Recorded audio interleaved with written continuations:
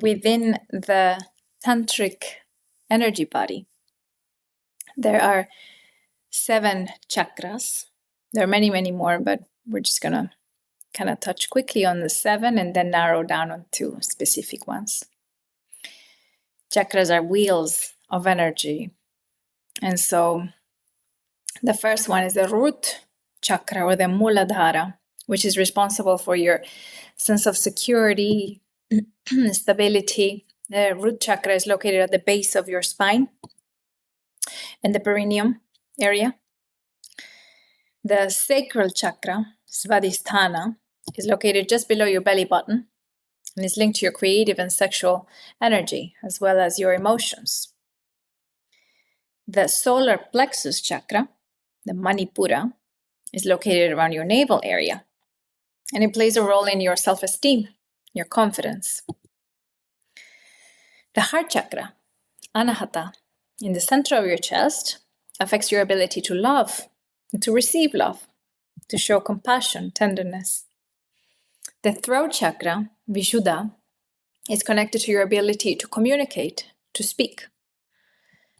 Then you have the third eye chakra, Anya, intuition, gut instinct, imagination. Those are all linked to this third chakra, third eye chakra, that is located in between your eyes. And then you have the crown chakra, Sahasrara.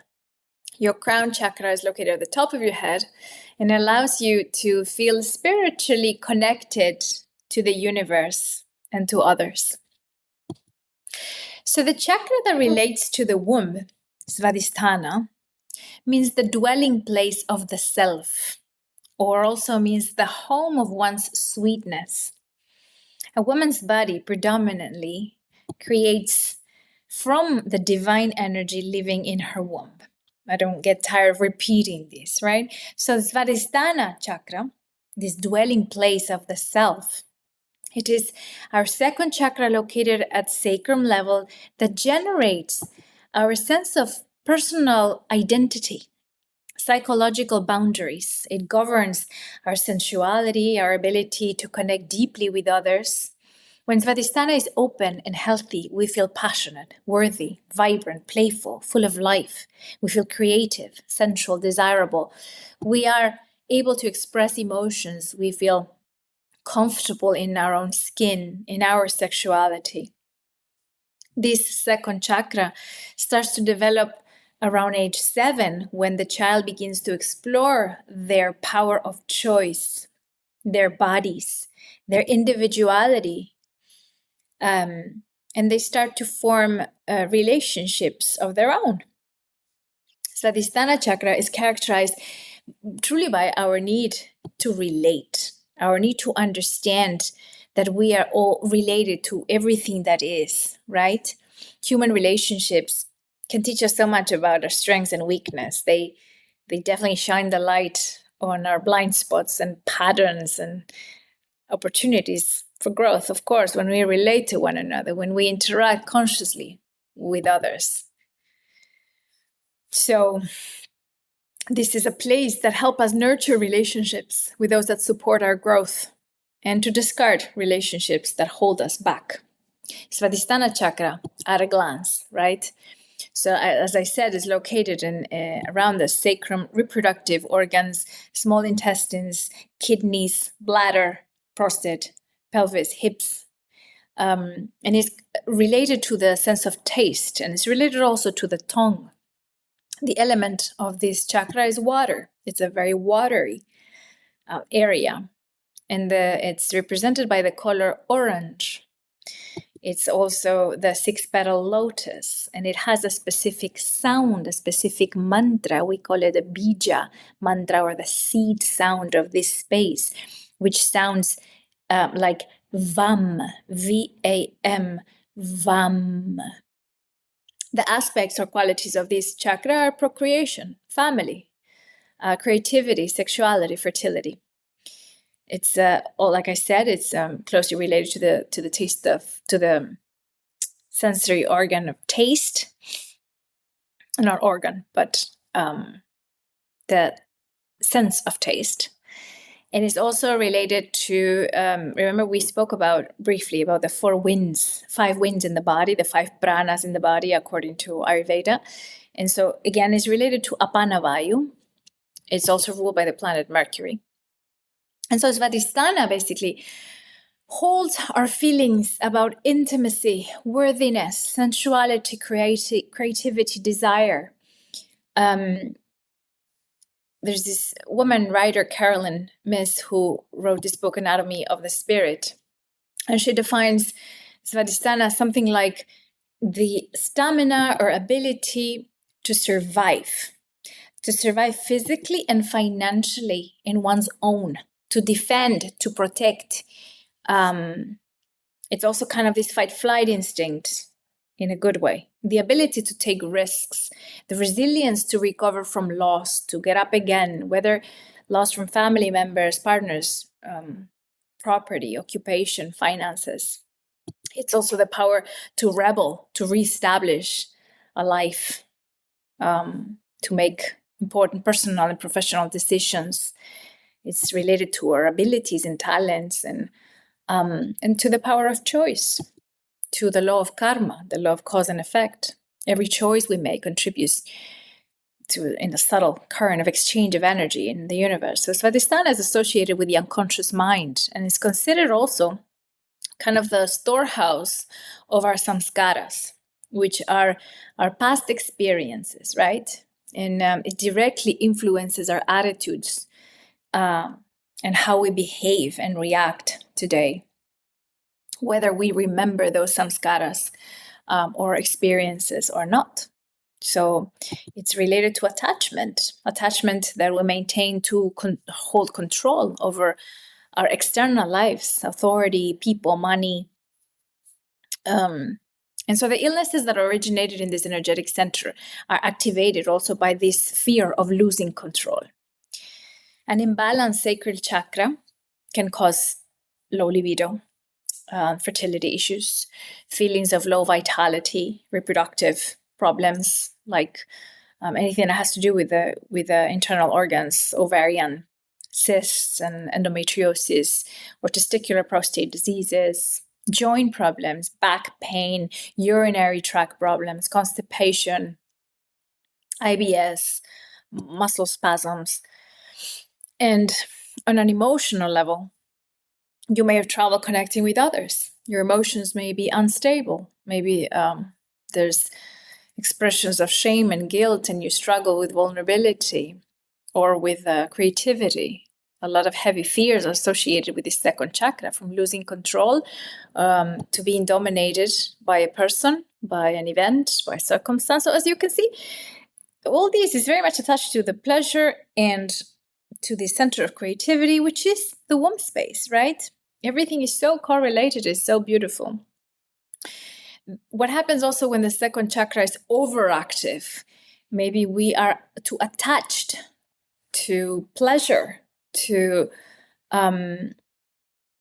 and pleasure in the sense of, it can come from anything that we find satisfaction, right?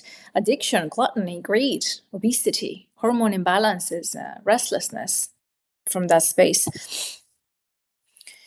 And when the second chakra is underactive, then it's the opposite. It's depressing, right? It's a lack of sex drives. It's a feeling of getting stuck. There's lack of passion, creativity, spending maybe too much time on things that are not for ourselves. And also this chakra is important to mention that is very much related to the water element. So water, womb is also water. Water is life. We are like, 60% made of water, planet Earth, 70% surface is water. And so these fluids in us, the blood, mucus, urine, saliva, lymph, sweat, it's everywhere. Water is intimately connected with the moon, the tides, the ocean, lunar cycle. We've already spoke about this. So the chemistry of the emotions, this lunar energy, is evoked when the water element, which is dominant when we have these patterns of nasal breathing on our cycles every 16 minutes through the left nostril. It activates this kind of lunar nature in us, right? This watery nature in us, even through breathing patterns. So the left nostril breathing activates the Ida nadi, which is lunar in nature. And when the Ida nadi is activated, it stimulates the right hemisphere of the brain. And that is our emotional behavior. So this chakra, then, we see that there's a big relationship with the water, with the moon, with the emotions, the psyche. And so to awaken Svadhisthana, we need to embody fluidity and flow in our movements, in the mind, in the way that we breathe, allowing the flow of money freely from and to you. Cultivating a healthy relationship with money, being flexible in changing environments, not excessively holding on to what is the now, right? Exploring boundaries in your creative and sexual ways without feeling guilt.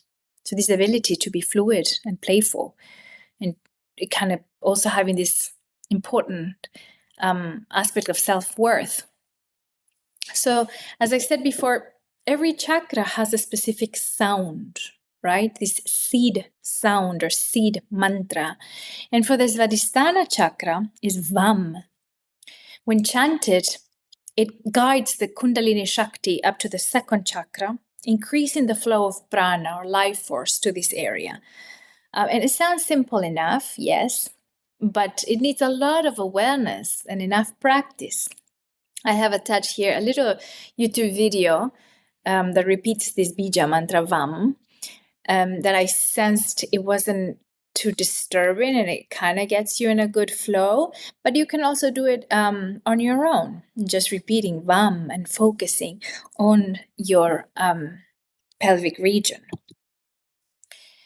The second chakra, like I mentioned, is very much related with our sense of taste. So when Svadhisthana chakra is healthy, food is eaten not just for sustenance, it is enjoyed. It's a pleasure.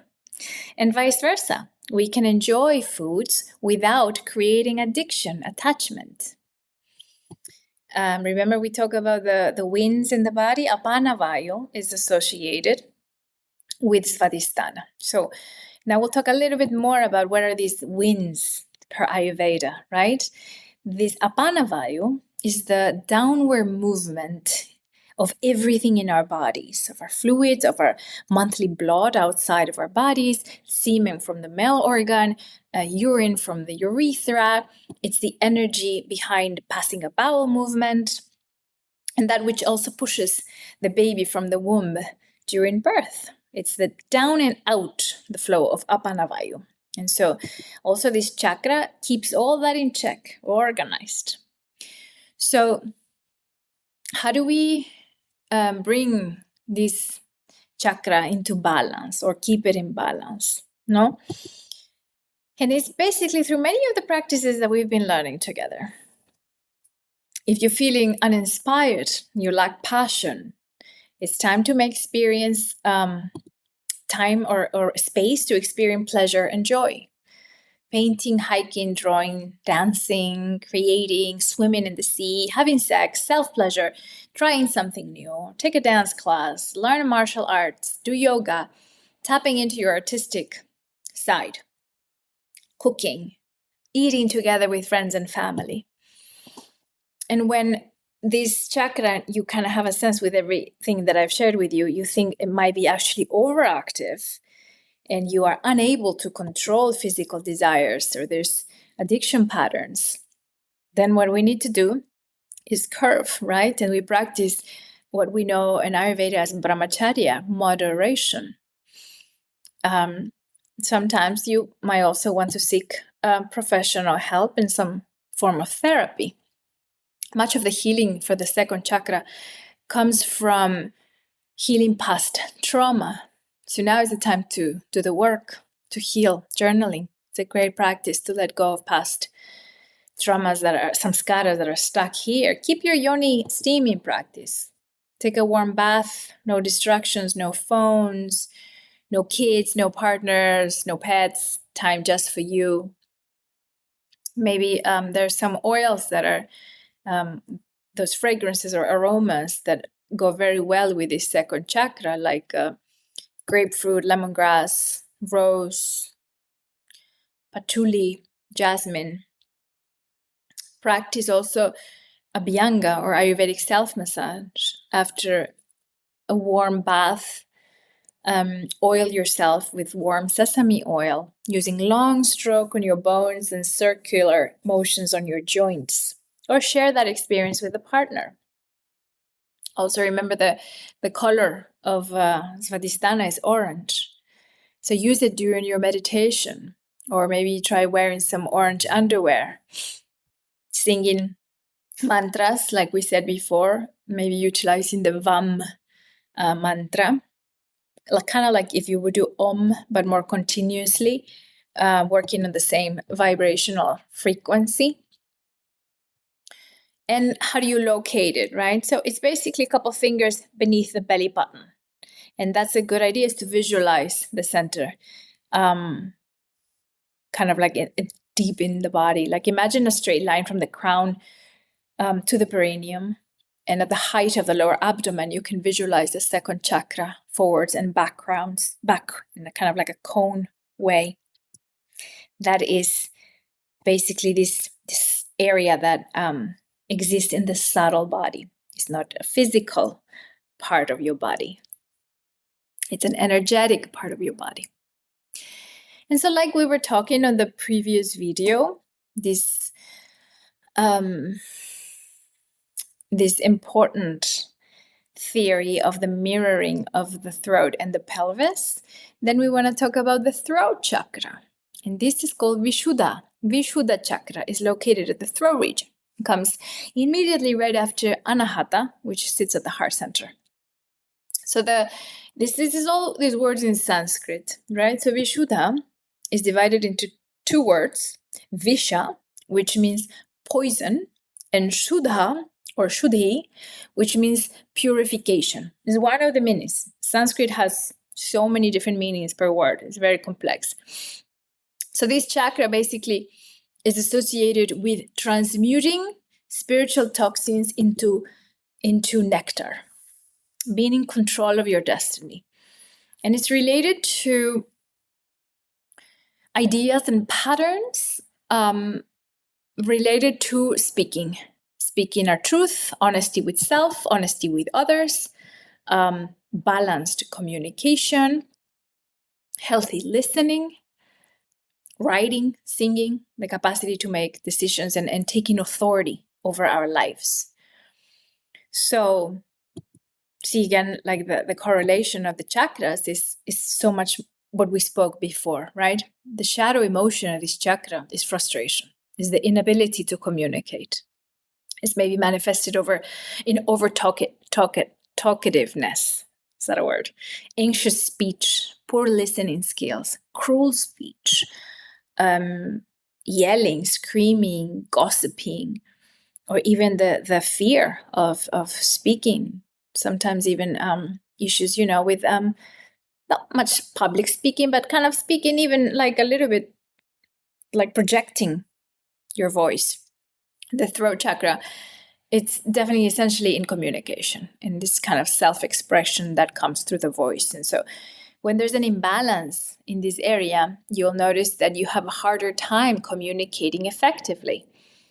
And when these truths, or speaking what we want or what we don't want, get bottled up in this area, get repressed, then imbalances such as pain, tension, dysfunction in the neck, thyroid gland imbalances can happen. When we have a hard time expressing our thoughts, then the body manifests those emotions.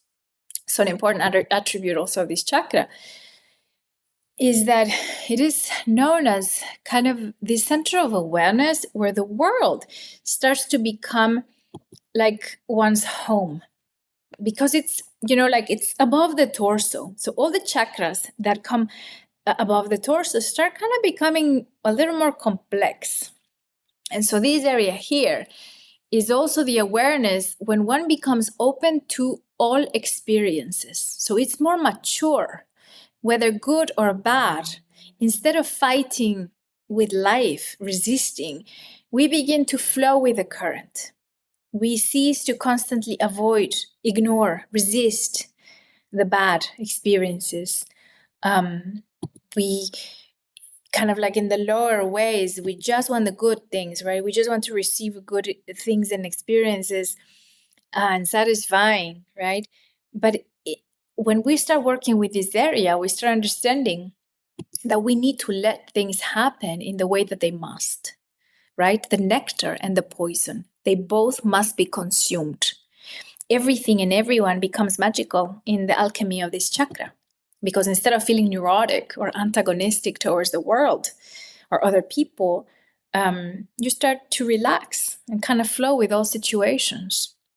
In as much as possible, you'll start tuning into other people's feelings and realities, and understanding the deep intelligence on all things and beings and actions. And this is where we kind of experience a cosmic whole, a harmony with everything. At this level, we kind of are on this threshold of spiritual realization, because there are only two chakras above. So this is, in yogi speaking, kind of a gateway towards liberation. So it's pretty juicy stuff. So 9 ways to help heal an unbalanced throat chakra. Yeah. If you're struggling with this blockage, and that is easy to realize, consider, for example, the color. I forgot to mention actually the list of little things this chakra is related to, but I'll give it to you now. So the color is blue. So the throat chakra, Vishuddha, is linked to the color blue. So now you want to maybe work with crystals such as turquoise, aquamarine, celestite, lapis lazuli. All those are going to help balance the throat chakra, right? And minerals have so much resonance. So the more, it's a very effective way to work with this area is wearing a crystal or a pendant of one of these minerals, right? All these different crystals have different resonance, but one of these gems might be specifically helpful for you to send kind of some healing to your throat chakra. Another one is working with aromas. And in this case, for this area, is more like peppermint, sage, clove. Those are a little stronger, right? Basil, rosemary, tea tree oil. You can do neck stretches that open up the area around your neck. They balance your throat chakra. Breathing techniques. And there's one I love, lion's breath. It's beneficial for the throat chakra. It helps ease stress and get rid of toxins. And so practicing this breath, inhaling through your nose, open your eyes, and then you stick out your tongue and you breathe out audibly, and the breath of your exhale should be like a lion's roar. If you haven't done this in yoga, we're going to do it together right now. So I'm going to take a deep inhale, and then when you exhale, you're going to open your mouth and bulge your eyes and show me your tongue and kind of go all out, exhaling very, very, not forcefully, but kind of like a roaring. So inhale.